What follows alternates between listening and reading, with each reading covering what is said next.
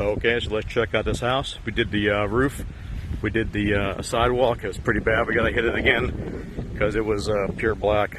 We did the whole house, the roof, and as you can see, all the landscape is still nice and pretty.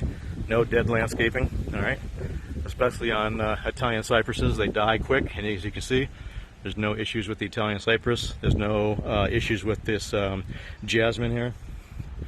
Okay, any of this stuff over here. See how clean this is? All this was mold and mildew. Now it's nice and clean, as you can see. All right, screens, windows, soffit, fascia. All right, check it out. Let's go around back and check out what's going on over here. This section here was pretty bad. Now it's looking really, really good. You can see the gutters, nice and clean. Check it out. This is a beautiful home. It's actually for sale. Check out back here.